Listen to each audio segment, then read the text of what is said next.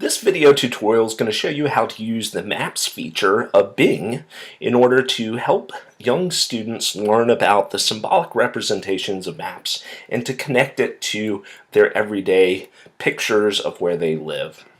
To begin with, the first thing you want to go to is www.bing.com. I'm actually already on the page right here, but if you're not on the page, go ahead and load that. Once you're on the Bing homepage, you'll want to go to the upper left-hand corner and click on Maps. If you hover over it, you get a drop-down list, but for right now, just go ahead and click on the Maps link.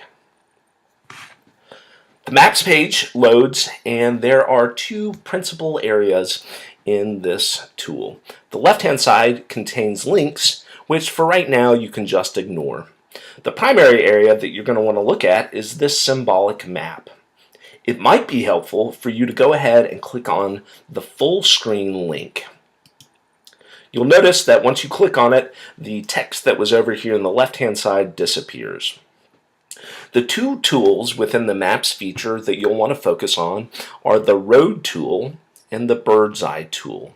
You'll notice if I click on Birdseye, it switches over to a pictorial representation of the map. To begin with, I'm going to switch back and choose the road view. Then, in order to actually drill down and show that specific location of where you might be located, you want to do one of two things, and you really have a choice of that. The first is double-clicking, and I'm going to double-click on a map. I'm located in Charlottesville, Virginia, so I'm going to keep double-clicking and drilling down to get to Charlottesville, Virginia. In addition to double-clicking, another way to zoom in is to use the plus and the minus tools up here. It does the same thing. So if I click on the plus, it zooms in. You can also scroll back and forward with your mouse as well. So I'm going to drill down here to Charlottesville, Virginia.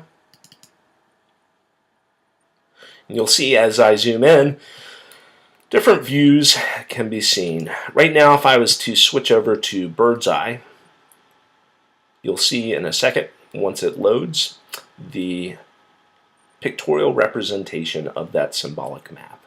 So I'm going to switch over to Road and keep drilling down to my specific location, which is right about here. That's where the Curry School of Education is located. If I switch over to Birdseye, to show the pictorial representation, you will see in a second, it shows all the buildings. So for instance, if you were doing this with a first or second grade classroom, you could zoom into the school and show them the picture of the school and then show them how that connects to the more traditional view of a map, which is typically drawn with symbols and words.